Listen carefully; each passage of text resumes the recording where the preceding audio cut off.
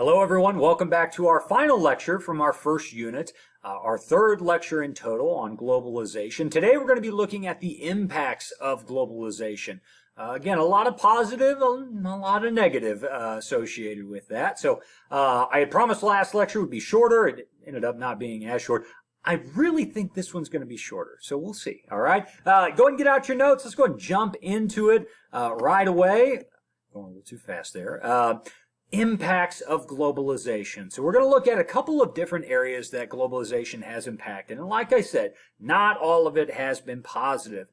There have been tremendous impacts from globalization on the environment, for example. As we consume more products, it means not only do we have to use the resources to create those products, but sometimes the leftover, the waste from those products also damages the environment. So this has definitely been the case. We are seeing nations all across the world try and take actions and steps to try and limit the impact that it has on the environment. But without a doubt, what we do has an impact on the environment. I've referenced in the last lectures, I love to travel. I've been very blessed to travel many different places. I have been to the two most populated nations on earth, in China and India, and I can tell you that I remember, first of all, in China, I remember I was on a train, and it was about an hour-long train ride, and when we got off, I took a rag and I wiped my head, and the rag was black because of the air quality was so terrible. In India, I remember just having coughing fits, and come to find out that the air quality is so bad in India, it is like smoking a pack of cigarettes every single day. That is the impact it's having on its lungs. So, it's not I know some people like to just completely dismiss the environmental impact, and often, sadly, that's because of political reasons. But listen, we do have an impact on our environment. Even in the United States, we've seen the impact that, corporations have had on both wildlife reserves or just, even clean drinking water. I mean, there's a lot of impacts that globalization has had, and sadly for the environment, it hasn't always been the best. Now, one issue we do talk about in this unit is the issue of climate change. And I wish we had more time to get into this more in depth. But the climate change, just from its very surface level, is any significant and lasting changes in weather patterns over varying periods of time. So a lot of times you'll hear politicians, try to downcast or, just kind of play this off by saying, well, it's, we got ice and snow outside, so much for that climate change, so much for that global warming. That, first of all, isn't what climate change is at all. It is when you study large periods of time and see that the trends have started to change. And one factor that definitely has an impact are human factors and emissions, and we know this. Like I said, I mean, the air quality in Beijing and Delhi, where I was tremendously horrible, mainly because of all the manufacturing. We know it has an impact. It's just about measuring that and how long-lasting of an impact it actually has. You can see there that the CO2 rates in the atmosphere have actually increased by 40% over the last 100 years. So that does change how basically the temperatures of the Earth, which have steadily been climbing. And part of this has to do with, the greenhouse effect. When basically light comes into our atmosphere, it is more heavily trapped within, and it causes the Earth to heat up more. It is honestly pretty simple, but sadly it has gotten very debatable, especially it's taken on this political context when really we should be listening to more scientists than we should be politicians. I put a picture of this article from 1912 up here. 1912, over 100 years ago. And if you read it, it says, coal consumption affecting climate. The furnaces of the world are now burning 2 billion tons of coal a year. When this is burned, uniting with oxygen, it adds 7 billion tons of carbon dioxide to the atmosphere yearly. This tends to make the air a more effective blanket for the Earth and to raise its temperature. The effect may be considerable in a few centuries. That was 100 years ago, and it wasn't a political issue. It was just scientific facts. So, listen, we're not going to go too in depth with this, but we do have an impact on the environment, and it is our responsibility to make sure that that is as minimal as possible, because our time here is very short, and we need to make sure that for future generations we leave it in the best, most hospitable area imaginable. Population growth has had a major impact on that as well. So not only our consumption of goods, but the fact that there are just more human beings out there. Within the last 200 years, and this is a new phenomenon, really. Within the last 200 years, there are 6 billion more people on Earth than there once were. And so again, you multiply how much consumption is going on, how much needs to be created. You do have a pretty big impact in what's happening throughout the course of that time, but on planet Earth. We're going to look at a couple case studies where we saw major impacts of industry, or and basically governments that decided not to put any pressure on trying to maintain environmental standards, and what impact that had. In Thailand, the Pakmun River, there was a hydropower dam that was built, and it was supposed to power rural areas of Thailand in the 70s. Those villagers were not notified. The horrible miscommunication there. And what it led to was the contamination of these rivers, which led to extinction of 40 different plants, 56 different fish, and thousands of people were left homeless and basically hungry because this industry that they had been a part of for thousands of years basically was ruined because of this dam that was developed. So it does have an impact, and that's a sad case of its impact. Now, there have been different agreements that have been put in place over time to try and minimize the impact on the environment. One of the most powerful is the Paris Agreement, and this was a global agreement between 196 different nations. The United States was a big part of this when it first came on board. You can see that practically every nation in the entire world has been a part of this. Sadly, in 2017, the United States did announce that we would be withdrawing from the Paris Climate Accord, and again, kind of breaking away from the rest of the world. I can say that at the time that I am recording this, the new President Biden, has announced the return of the United States to this agreement. But who knows in the future? It may be another thing where the next president announces the withdrawal. But basically, the Paris Agreement is an agreement between pretty much all the nations of the world to try and lower emissions in their country, to try and, again, keep making sure that climate change doesn't happen more rapidly than necessary.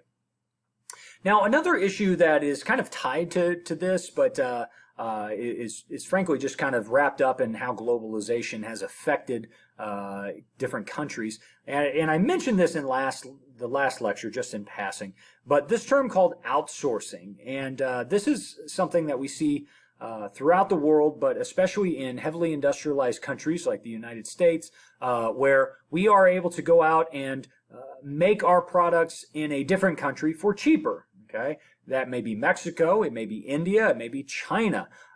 So there's a lot of pros and negatives to this. Pros, ultimately, because it's made with cheaper labor, it leads to cheaper goods in the long run. Okay, cons, jobs that could be done cheaper overseas lead to domestic job loss. So again, I think the auto industry is a great example of this. Detroit, Michigan, for decades was America's leading manufacturer of cars. It's where almost all of American cars came from.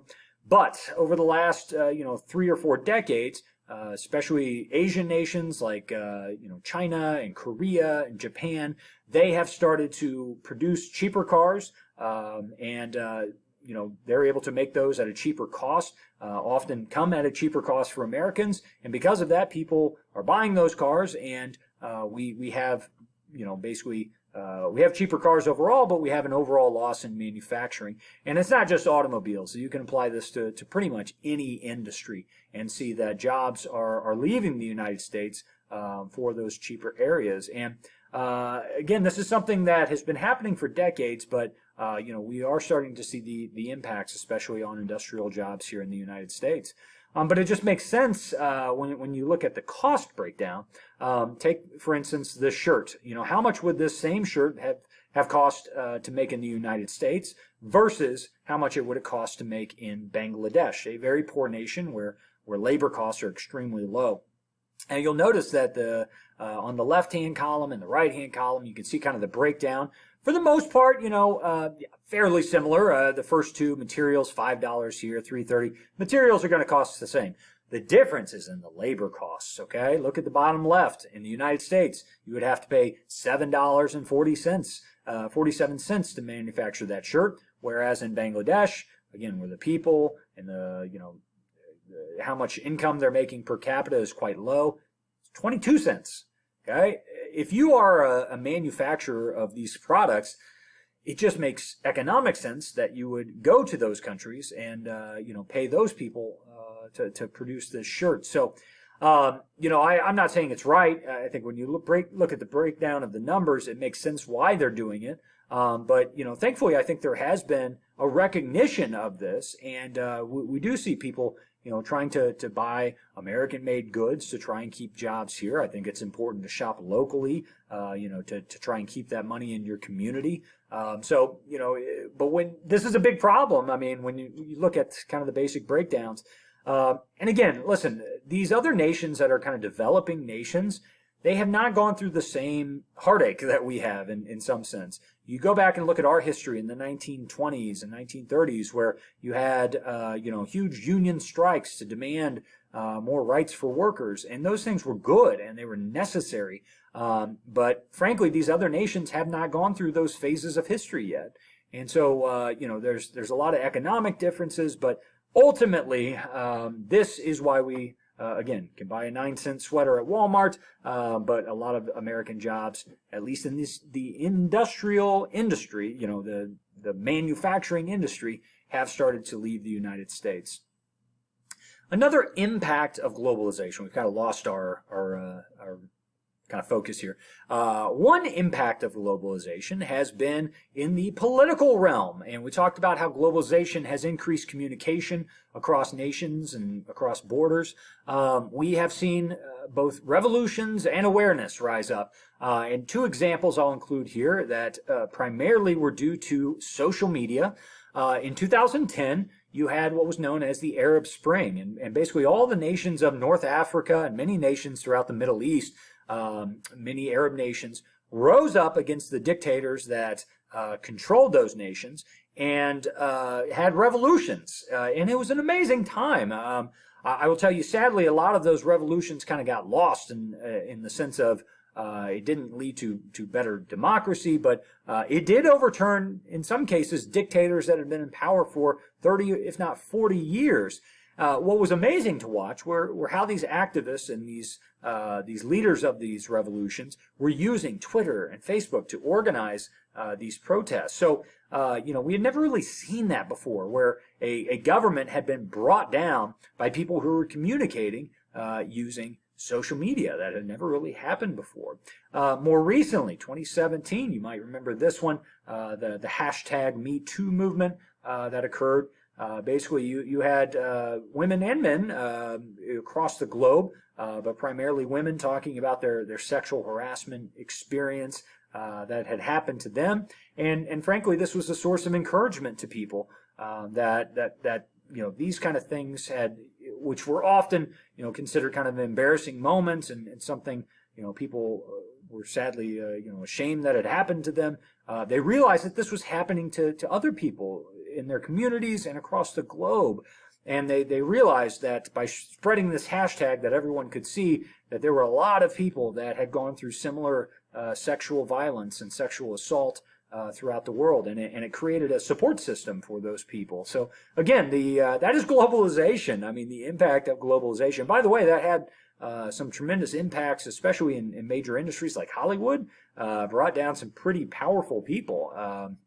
Politicians that were targeted. People realized, hey, this guy has done this to a dozen women. That's an abuse of power. We need to get them out of there. So again, the impact of globalization in social media, it's had a pretty real and major impact over the last 20 years. The final impact that we'll talk about is with trade. And as we mentioned, globalization has led to a lot more trade between nations, and especially as those nations began to adopt free market technology or free market policies. In 1994, we saw one of the initial agreements that was formed that really increased trade between the United States and some surrounding nations. It was called NAFTA, the North American Free Trade Agreement. This was an agreement between the U.S., Canada, and Mexico to help eliminate tariffs, to increase trade, promote free trade. This has been recently revised. I know when President Trump came in, he ran on this ticket that really had NAFTA, in some ways kind of front and center about how this, I remember him saying, this was the worst deal in the history of America. Whether that's true or not, I don't know. But he used his administration to revise that NAFTA agreement, and so that has been renegotiated on some more friendly terms for the United States just recently. But a good example of how even more regionally we have an increase of trade between surrounding nations. And by the way, I should mention the concern here was the outsourcing piece. If we open up trade with Mexico, where people are much poorer and are willing to do jobs for much less, it makes sense that companies would go down there and start producing their goods in Mexico, and some did. Ultimately that leads to cheaper goods for Americans, but it leads to loss of jobs. So, we have to make a choice, I guess, at some point. One organization we have not talked about but kind of relates to this global trade issue is the World Trade Organization.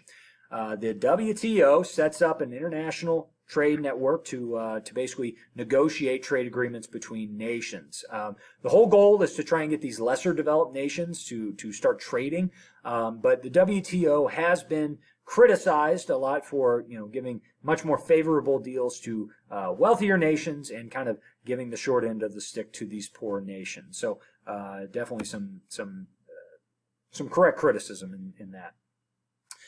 There has been a lot of resistance to globalization, and for many different reasons. Not only, as we talked about last time, with Brexit, there was this fear of, increased amount of immigrants coming into the country, and that's kind of some cultural resentment. But you also have this unbalanced trade. Even though we're getting cheaper goods, we're seeing a loss of jobs throughout the country. So kind of the response that we've seen, especially under the Trump administration, was what we call protectionism. And that is where there's less trade between nations. And that is when countries put in places things like tariffs or regulations to try and promote one's own goods or services. Tariffs are the most obvious way this happens. And a tariff is simply a tax on an import. So let's look at the graphic down below. So let's say that this cloth being produced in Britain costs $4, right? If there's a tariff on British-made goods, maybe 25%, a dollar is added to that price. So now all of a sudden, it would cost $5 for you to buy in the United States. Whereas an American-made cloth, basically the same thing, would still cost $4. Okay, so the whole point is to increase the cost of foreign goods so people buy American. Okay, and that's fine, and it worked for us for quite a while, especially early in our history. Like I said, under President Trump, we've increased tariffs quite a bit, especially on China. You can see there, steel prices went up by 25%, aluminum by 10%. I love Diet Coke. I know that my Diet Coke prices have skyrocketed recently, and this is a big reason why the aluminum prices have gone up tremendously. You used to be able to buy a 12-pack of Diet Coke for $2.50, and now you'll see it anywhere from $4 to $5. And a lot of that is taxes. A lot of that is this tariff. So a tariff is a tax on the people ultimately. And that money's going straight to the government. So tariffs try to get you to buy, American-made goods. That's a good thing. But ultimately, it makes products more expensive for people. Okay, Britain's not paying that tax in that scenario, right? Just like China's not paying the tax in steel. Americans are paying that tax whenever you have tariffs in place. And the effects, we've already started to see some of these. Often these tariffs, have effects down the road, but, the effect domestically, of course, had been that, basically, people are having to pay more for goods. That's the immediate effect. One secondary effect that I have not mentioned yet is, do you think that these other countries that we're placing tariffs on, do you think they just sit by and say, shucks, shoot, they put a tariff on us. I guess we'll just sit back and not do anything. Of course not. Almost every time you put a tariff on a country, they turn around and put a tariff on you. So that means that we are not able to sell our goods in that country for the cheapest price possible. China turned around and imposed $34 billion worth of tariffs on us, and that affected some industries. So while we might be buying more aluminum here in America, we are not selling American-made goods elsewhere at a higher rate. Companies like Harley-Davidson, for example, had to move some of their manufacturing out of the country just because of these tariffs. So this is the problem with planned economies. This is the problem when you don't allow free market enterprise. When you have governments trying to dictate, it has unintended consequences. So, hey, we might, be selling more of product A, but product B isn't selling as good because of the reverse tariffs. And now they have to leave the country to sell their goods for a cheaper cost. It just, it might be a wash, and it might be just overall negative for the country. Everybody's paying more, and that's not really a good thing. And globalization has led to some major protests throughout the world, both political protests. In 1999, these protests in Seattle, there was a meeting of the WTO. It got out of hand. 40,000 people were protesting. There was a lot of violence and property destruction that ended up occurring because of that. More recently, we talked about Brexit leaving. So yeah, that was definitely in protest of kind of this globalization that they saw happening.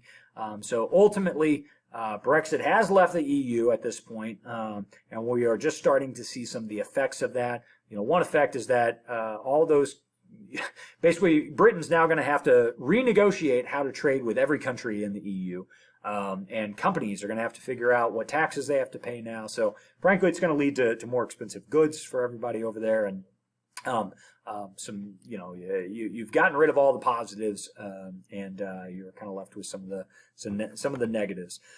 Guys, I think that will do it for us today. I said it would be short. I apologize. I guess I'm just a liar, but I try to go as fast as I can. Guys, I hope you enjoyed this unit. This will do it for our Unit 1 study of globalization. So be sure to check on Schoology and see all of the assignments, the review guides. Make sure you have all that done before you complete the exam. Guys, thank you so much. If you have any questions, shoot me an email. Thanks.